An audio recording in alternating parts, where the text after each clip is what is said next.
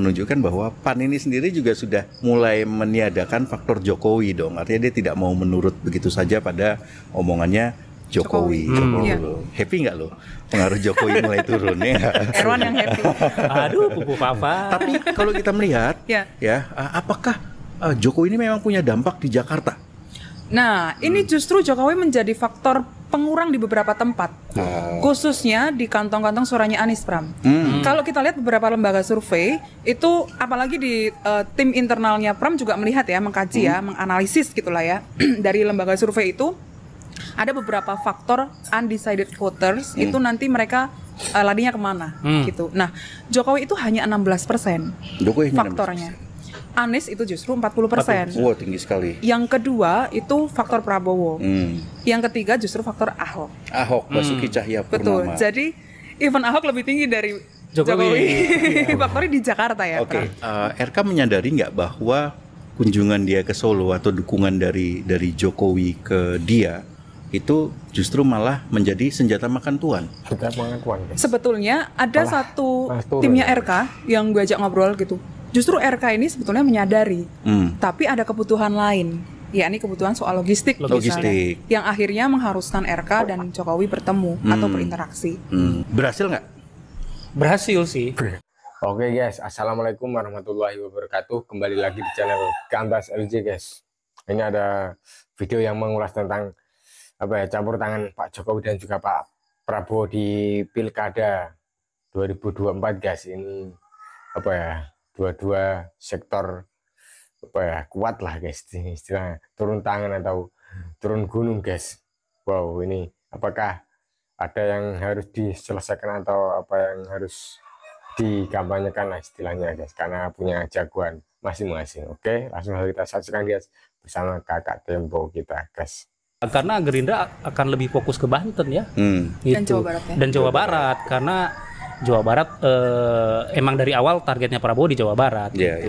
Oke Wan, tapi belakangan Jokowi rajin ke Jakarta. Apakah itu untuk memenangkan RK juga salah satunya? Ya, tentu pastinya karena kan di pekan lalu kemarin lah ya, kalau tidak salah itu Jokowi secara terbuka udah deklarasi mendukung RK. Dan kenapa sampai deklarasi mendukung RK? Karena suaranya RK ini cenderung stagnan gitu. Sementara lawannya Pramono Anung ini terus merangkak naik, bahkan menurut lembaga survei suara Pramono ini melebihi elektabilitasnya RK itu. Dan ini yang juga sudah dicium oleh Jokowi yang memang selama ini selalu ini ya mencermati hasil survei ya. Dan akhirnya dia putuskan turun langsung. Tapi apa sih sebenarnya yang didapat oleh Jokowi kalau kemudian dia mendukung RK yang dia perkirakan sekarang tertinggal gitu? Sebenarnya ini kesepakatan lama ya yang sudah dibangun ya, semenjak ada skenario itu tadi bahwa RK akan ke Jakarta, kemudian dia dimulai di Jawa Barat, bahwa nanti RK itu akan ini ya punya komitmen lah untuk mendukung keluarganya Jokowi nanti di 2029. Jadi ini hubungannya tidak lepas dari 2029. Karena kan ada tesis bahwa nanti 2029 ini akan ada pertarungan bebas. Nah, salah satunya kan Wapres yang sekarang ini akan didorong naik kira-kira. Dan kalau ada yang mendukung, betul. Kalau partai-partainya nggak kapok, hampir masuk partai. Betul juga, bisa jadi masuk partai. Hampir masuk partai. Oke. Nah, gue dapat informasi dulu bahwa Jokowi itu sebenarnya dulu tuh sempat mendukung Pramono Anung. Ya, sebetulnya bukan mendukung ya, tapi begitu Pramono Anung ini dideklarasikan oleh PDIP menjadi cagup Jakarta, Jokowi memanggil dua pejabat Jakarta nih ke istana. Tentunya bukan pejabat ecek-ecek nih yang dipanggil ya. Nih. Nah, kepada dua pejabat ini Jokowi di-spill nggak nih pejabatnya nih? Nanti sajalah di tulisan. Terus gimana? Nah, kepada dua pejabat ini Jokowi bilang bahwa tolong bantu Mas Pram. Kenapa bantu? Karena Mas Pram ini sudah lama bekerja dengan Jokowi. Sudah 10 tahun kan bekerja dengan Jokowi dan tidak aneh-aneh gitu, kira-kira kayak gitu. Nah, setelah itulah dua pejabat ini mulai bergerak, konsolidasi dan lain-lain. Kira-kira seperti itu. Nah, ini yang dipertanyakan juga oleh pejabat ini nih kepada gua nih cerita. Kok kalau mau belok kok ya ngasih lampu sen gitu loh. Ini kok nggak ngasih lampu sen. Maksudnya gitu. tiba-tiba saja tiba-tiba jadi belok ke kan kalau mau ke kiri tiba-tiba ke kanan biasanya. Nah begitu. itu yang repot. Nah itulah dia juga kena prank. Tapi menarik soal yang Pram tadi, karena waktu sebelum Pram naik jadi calon gubernur itu kan juga bertemu dengan Jokowi dan dia semacam izin gitulah ya, atau minta restu gitu. Karena saat itu masih jadi Setcap kan, dan dia minta kepada Jokowi, Pramono Anung minta kepada Jokowi untuk tidak diganjarkan karena kepentingan untuk menjegal Anies kan sudah selesai dari Jokowi, dari sisi Jokowi ya, dan tidak ada kepentingan lagi. Diganjarkan itu maksudnya dijegal habis-habisan gitu. Jadi di 16% kan. Oke. Nah, Cica juga punya informasi soal manuver Jokowi ini. Apa yang dilakukan? Ada 2 orang yang cerita, Ram. Jadi 1 orang itu ditemui Jokowi ketika dia terbang ke Jakarta dan tiba di Jakarta. Jokowi dari hasil survei itu agak terkejut dengan hasil yang sekarang. Jadi hasil yang sekarang dari beberapa lembaga survei itu menempatkan Pramono Anung dan Dul Rano Karno itu berada di posisi 51 sampai 53%. Sesuatu yang mengejutkan untuk Jokowi karena kenaikannya sangat signifikan gitu, jauh dari suara sebelumnya. Nah kemudian kepada satu koleganya ini Jokowi bilang bahwa kalau pilkada dilakukan hari ini berarti Pramono dan Dul akan menang. Satu putaran. Dia tetap mendukung RK, tapi kemudian kalau bisa 2 putaran. Jadi Jokowi tetap mengusahakan Pram dan Dul itu di bawah 51%. Gitu. Dan kemudian di awal minggu ini Jokowi ketemu dengan salah satu ketua partai besar, Bahlil Lahadalia. Betul. Temannya Erwan. Wow, siapkan dah. Salam. Terus gimana? Untuk menggerakkan Golkar. Karena Golkar di Jakarta ini juga anggot-anggotan bergerak, Pram, Wan. Kan gue juga pernah nulis tuh bagaimana Golkar bergerak di Jakarta setengah hati segala macam gitu. Untuk menurunkan instrumen gitu ya sampai ke level bawah gitu ke masyarakat agar mengoperasi lah supaya 2 putaran gitu. Kenapa harus 2 putaran? Karena kalau 2 putaran Dul dan Pram kemungkinan akan berat menang melawan RK. Pertama soal logistik. Yang kedua soal waktu. Gitu. Jadi kalau 2 putaran kemungkinan logistik Dul dan Pram sudah akan kosong. Gitu karena mereka jor-joran di periode di etapa yang pertama. Tapi di sisi lain ada cerita gini, Pram. Pas waktu kemarin pertemuan antara Jokowi dengan relawan dan juga para ketua partai yang di Jakarta ya, itu Jokowi cerita kepada ini yang pertemuan yang baru sempat berubah-ubah ini loh ya. Nah, Jokowi meminta kepada ketua partai untuk memenangkan RK 58% seperti Pilpres. 58%. Salah seorang ketua partai terkejut. Anjir, gimana ini caranya? 58%. Sementara logistiknya kan nggak ada. Nah ini yang menjadi problem. Selain logistiknya nggak ada, mesin partai yang lain juga nggak bekerja. Ini yang bikin puyeng ketua partai ini satu nih. Gimana caranya 58%? Dan RK kepada koleganya di Golkar cerita bahwa untuk urusan logistik dia itu memang kekurangan, baru 150 miliar katanya. 150 miliar di Jakarta ya? Bisa lah. Kecil kalau kata orang Golkar, untuk Kabupaten Malang aja itu butuh 100 miliar. Ini berarti Jokowi kan mengandalkan Golkar saja di Jakarta ya sejauh ini. Dan PKS. PKS kan sudah bergerak dengan sendirinya lah ya, walaupun juga tantangannya banyak ya. Kita sudah pernah menuliskan bahwa logistiknya pun juga seret gitu kan. Nah, kemudian mengandalkan Golkar gitu. Nah, partai lain gimana? Gue dengar sudah ada partai yang sampai marah banget dan tidak mau sama sekali mendukung Ridwan Kamil. Ada 2 partai sebetulnya yang mestinya dimatikan. Dimatikan benar-benar. Dimatikan. Bahkan mereka punya posko bersama untuk mendukung Pram. Jadi 2 partai ini sudah kita tulis juga, Nasdem dan PKB. Jadi Nasdem melalui beberapa orang kunci dan PKB melalui beberapa orang kunci juga di Jakarta itu mereka justru mengkampanyekan Pram di level masyarakat di kantong-kantong suara mereka. Itu PKB itu masuk di kantong-kantong suara hijau atau Nahdlatul Ulama. Sementara Nasdem masuk di kalangan-kalangan yang nasionalis tapi yang tidak memilih PDIP. Gue tambahin ya, Nasdem misalnya nih, Nasdem itu cerita bahwa gini, petinggi Nasdem cerita nih, kalaupun Nasdem ini memilih antara sampah dengan RK, Nasdem akan memilih sampah. Saking keselnya itu sama RK. Karena ini ada hubungannya dengan Pilgub 2018. Jadi dulu Nasdem ini keluar puluhan miliar untuk mendukung Ridwan Kamil karena butuh beli partai kan waktu itu. Kalau tidak salah kan. Dan Nasdem menjadi partai pertama yang mendeklarasikan Ridwan Kamil sebagai Cagup Jawa Barat. Betul. Nah begitu terpilih, RK ini kayak burung merak gitu loh. Jadi ditelepon susah dan lain-lain. Dan emang burung merak bisa ditelepon? Oh iya. Dan ini intinya susah lah gitu. Linghas kalau bahasa Sundanya. Nah ini Pak RK tahu ini. Linghas itu. Apa itu artinya? Linghas itu ya susah lah dijangkau. Dan mantan menteri dari Nasdem yang punya logistik cukup juga mendukung Pram. Mantan menteri? Yes. Siapa itu? Mantan Mendak. Ragu amat menyebutkannya. Gue dengar ada beberapa mantan menteri dan juga menteri yang masih aktif ya, yang sekarang mendukung Pramono Anung. Betul ya. Gitu loh. Ini menarik ya kalau kita lihat ya. Pasti salah satunya udah pernah kita tulis juga adalah Zulkifli Hasan, Ketua Umum PAN. Ya, kan? betul. Dia kan mendukung Pramono Anung nih, sudah kita tuliskan waktu itu ya. Betul. Ini artinya menunjukkan bahwa PAN ini sendiri juga sudah mulai meniadakan faktor Jokowi dong. Artinya dia tidak mau menurut begitu saja pada omongannya Jokowi. Happy nggak lo? Pengaruh Jokowi mulai turun ya. Erwan yang happy. Aduh, pupu papa. Tapi kalau kita melihat, apakah Jokowi ini memang punya dampak di Jakarta? Nah, ini justru Jokowi menjadi faktor pengurang di beberapa tempat, khususnya di kantong-kantong suaranya Anies Pram.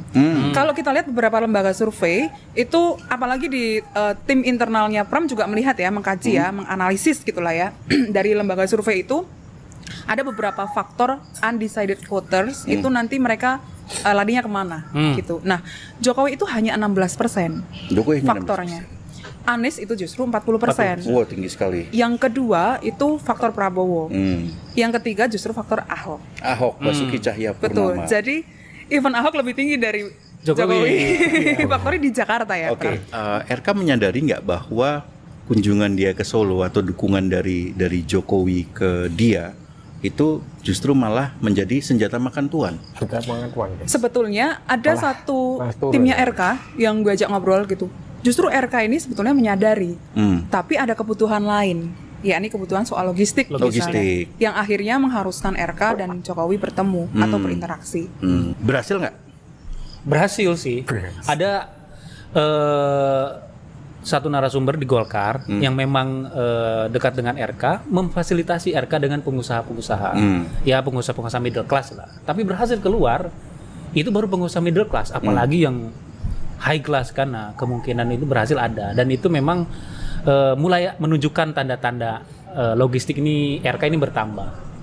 Artinya pertemuan Jokowi ini cukup membuka keran duit dari pengusaha ya. Cuma kan persoalannya tinggal berapa hari ini, lalu juga kan salurannya ada tidak pipa-pipa untuk menyalurkannya, karena kan instrumen partai Kim kan tidak sepenuhnya bergerak kan, hanya mengandalkan Golkar yang juga setengah-setengah juga kan repot.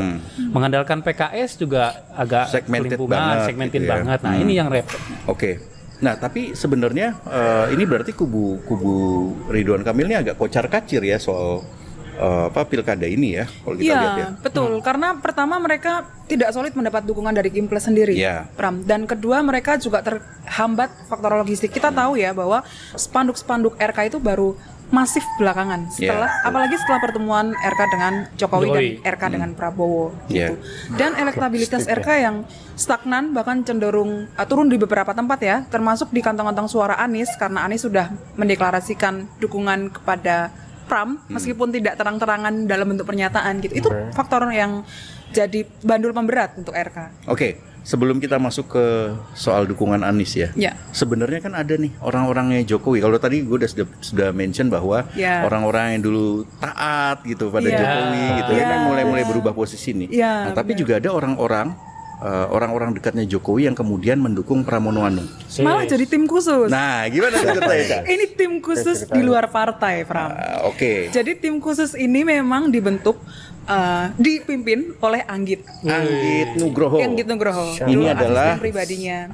Aspirnya Jokowi dari Solo ya, dari Solo ya? Dari wali kota dulu, Pram, sampai presiden. Akhirnya mereka pecah setelah pilpres. Sebelum pilpres itu pecah kan? Betul. Dijauhin oleh Ibu Surya, oleh Iriana ya waktu itu. Oleh Iriana. Ya. Oke. Tidak oleh Jokowi. Oke. Terus apa yang dilakukan oleh si Anggit ini? Ya, Anggit punya tim khusus untuk memonitor pergerakan elektabilitas Pramono Anung dan Dul di Jakarta ya. Termasuk mempersiapkan debat. Jadi debat itu yang meriset, kemudian memotong video-video untuk di-up ke media sosial, itu timnya Anggit. Gitu. Jadi timnya Anggit ini mengurusi konten-konten visual gitu, lalu pergerakan di darat juga gitu. Nah, Anggit juga bergerak di Jawa Tengah. Gitu. Jadi ada 2 yang diurusi, Jakarta dan Jawa Tengah. Dan tim yang di bawah Anggit ini beberapa di antaranya juga tim Solo sebetulnya, yang dulu ikut menjadi tim kampanyenya Jokowi ketika dia maju menjadi calon gubernur di Jakarta. Oke, sekarang kita masuk ke dukungan Anies untuk Pramono Anung dan Rano Karno. Bagaimana ini bisa terjadi? Ya, sebetulnya ini diawali dari pertemuan tidak sengaja di Car Free Day. Gitu. Katanya aja nggak sengaja. Tapi itu betul-betul tidak sengaja. Gue udah cek ke beberapa PIC gitu. Jadi ketika di Car Free Day itu memang Anies dan Pram itu sedang jalan-jalan di sana di Car Free Day. Lalu di lokasi yang terpisah ya? Di lokasi yang terpisah. Lalu timnya Pram ini mendengar bahwa Anies ada di situ. Lalu dikejarlah Anies. Ketika dikejar ternyata Anies sudah tidak di lokasi. Akhirnya mereka jalan, tapi terus melihat Anies lagi foto-foto sama ibu-ibu, sama warga. Lalu didekati sama timnya Pram, dipepet. Lalu Anies agak kaget waktu itu. Karena dari jarak dekat Anies kan belum mendeklarasikan dukungan untuk siapa-siapa waktu itu dan masih menghitung betul ya waktu itu ya. Betul, dan akhirnya mereka bertemu. Anies, menurut beberapa tim Anies juga kagok sebetulnya gitu, dan difoto-foto kan waktu itu. Nah, ketika Pram pulang melihat videonya lagi, wah ini rezeki anak soleh karena ketemu Anies. Tapi saat itu Pram ditegur juga oleh PDIP ya, karena terkesan mencari dukungan untuk Anies dan mencuri start gitu. Lalu tapi setelah itu kemudian ada interaksi yang intens antara timnya Anies dan timnya Pram. Salah satunya dijembatani oleh Syahrin. Syahrin ini timnya Anies gitu, yang lama ikut Anies ketika Syahrin, Kojin dan lain-lain lah ya. Mereka ini berkomunikasi adalah Pram seminggu sekali. Jadi timnya Anies ketemu dengan timnya Pram gitu untuk mencocokkan visi dan misi gitu. Yang pertama adalah visi misi Pram dan Anies itu ternyata sama. Itu mah semua bisa dibikin, disamakan. Bisa disamakan. Ini kan soal kekuasaan aja. Betul. Ya, terus Yang kedua, gimana? mereka kan punya musuh bersama, PDIP dan Anies. Antitesis Jokowi. Okay. Dan yang ketiga, Anies itu kan sebetulnya masih butuh kendaraan untuk 2029, masih butuh panggung. Tapi dengan kondisi yang sekarang, dia kan kesulitan panggung, gitu. Dan PDIP mau memberi panggung itu untuk Anies. PDIP dan Pram ya, mau memberikan panggung itu. Bentuknya apa? Nah, ini masih tidak konkret. Tapi PDIP sendiri menyatakan bahwa mereka memberikan panggung untuk Anies ketika nanti dia akan melaju ke 2029. Gitu. Dan Pramono Anung tidak punya intensi untuk 2029. Belum. Di internal dia bilang begitu. Lagi-lagi soal kekuasaan saja. Dan gue tidak pernah percaya dengan visi misi capres atau cagup gitu. Itu bisa di-create ya. Iyalah kalau soal begitu. Ini soal bagaimana kemudian cocok atau enggak dealnya, kan? Gitu. Tapi juga kalau kita lihat Anies ini dalam wawancara dengan Tempo juga waktu itu bilang saya selalu dijegal gitu, di ujung kan, gitu. Di ujung. Dan tentu saja tadi seperti Cica bilang ini ada musuh bersama tadi yaitu adalah Jokowi gitu loh. Dan ternyata faktor Anies ini lebih besar daripada Jokowi di Jakarta, ya kan? 40% untuk dari total undecided voters ya. Mantan. Oke. Dan Megawati juga sempat skeptis terhadap Anies, bahkan sempat dalam tanda petik ya menguji Anies. Gimana tuh? Karena dia ingin tahu kerja Anies selama menjadi gubernur Jakarta. Apakah benar Anies ini memberikan izin lebih mudah ketimbang gubernur-gubernur sebelumnya izin untuk rumah ibadah. Rumah ibadah. seperti apa namanya gereja. Dan memang benar Anies ini lebih mudah memberikan izin pembangunan rumah ibadah kepada umat Katolik maupun juga Kristen. Gitu. Oke, sure lah ya Mega. Sure lah di situ Mega dengan melihat Anies. Gitu. Tapi ketika kemudian Megawati membuka hati untuk Anies ketika menjadi calon gubernur waktu itu ya, Anies kan kencang ya ingin menjadi akan diusung menjadi calon gubernur. Itu sebenarnya ada satu syarat lagi. Yakni didampingi oleh Tom Lembong. Didampingi ini maksudnya di tim khususnya harus ditempel oleh Tom Lembong. Tom Lembong yang baru ini syarat dari Anies ya. Syarat dari Teguh Umar. Gitu. Karena Tom Lembong ini yang bisa menyeimbangi suara pemilih Anies. Gitu. Maksudnya mengimbangi itu seperti apa? Ya, Anies itu kan dulu dianggap terlalu condong pada kelompok tertentu. Kanan. Ya, kelompok kanan. Sedangkan Tom Lembong ini bisa membawa Anies ke kelompok-kelompok yang dulu tidak pro Anies. Gitu. Karena double minoritasnya. Ya, tapi kan Tom Lembongnya sekarang ada di penjara. Itu sebetulnya menggoyangkan Anies. Untuk tidak mendeklarasikan secara terang-terangan dia mendukung Pram. Gitu. Sempat ada goyang gitu, lalu dia melihat bahwa Jokowi terang-terangan mendukung RK lewat video dan lewat beberapa manuvernya gitu. Kemudian terjadilah komunikasi dengan Pramono Anung dan negosiasi soal panggung untuk sampai 2029 dan akhirnya terang-terangan mendukung Pram dan Dul. Jadi karena faktor Jokowi lah Anies kemudian terang-terangan mendukung Pramono Anung. Iya, betul. Ya, sebetulnya sebelumnya Anies itu tidak terang-terangan Pram. Jadi sebelumnya Anies itu hanya menaruh orangnya di Pramono dan Dul. Gitu. Jadi ada satu orang yang namanya Ges Khalifah yang memang ditugaskan untuk membantu Pramono dan Dul. Untuk ya mengkonsolidasikan anak abah gitu, lalu menghimpun relawan-relawan gitu yang akhirnya berhasil ternyata. Sampai akhirnya Anies yang kemudian terang-terangan. Ya, jadi begitu sudah elektabilitasnya udah mulai kelihatan jauh, Anies mendukung. Gitu. Tapi ada yang lucu, Ram. Jadi beberapa hari yang lalu, Ahok bicara soal Anies. Jadi menurut Ahok, Anies itu tidak pernah dicalonkan oleh PDIP sebagai calon gubernur gitu kan. Nah, kemudian itu membuat Anies bete. Kemudian Pramono Anung langsung bilang ke Megawati supaya Ahok nih dibilangin lah, direm mulutnya gitu ya. Jangan begitu. Lalu Megawati marahin Ahok, kemudian Sekjen PDIP Hasto itu mengirim pesan kepada Anies untuk minta maaf gitu. Dan besoknya setelah kejadian itu kemudian Pramono ke rumahnya Anies yang kedua kalinya, yang kemudian ada beberapa tokoh agama juga dan yang Anies akhirnya foto begini tuh loh, begitu. Nah terjadilah begitu. Nah Ahok untuk sementara waktu ditugaskan di Sulawesi Utara. Di karantina di Sulawesi Utara.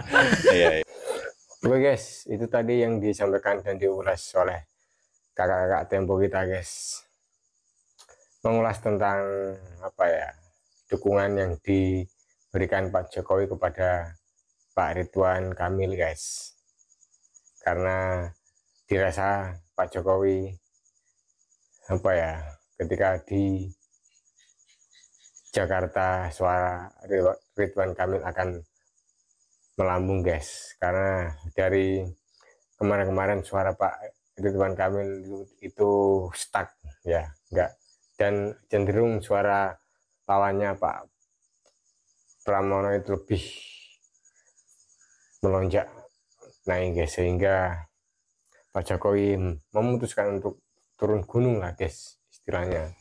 Dan juga dari para petinggi-petinggi terkemuka lah guys, istilahnya petinggi negara Republik Indonesia guys, memfokuskan calon-calonnya untuk di Jawa Barat dan juga DKI Jakarta guys. Memang DKI Jakarta selalu ramai guys. Oke, termasuk juga Pak Prabowo juga memfokuskan di sana, Pak Anies, Pak Ahok dan banyak yang lainnya guys. Dan ini semoga menjadi informasi dan juga edukasi masyarakat Indonesia guys. Ini bukan mengadu domba atau apa guys. Tulis kolom komentar di bawah untuk kalian yang dukungannya untuk siapa dan siapa-siapa yang akan bakal terpilih guys. Oke, wassalamualaikum warahmatullahi wabarakatuh. Gambas LJ.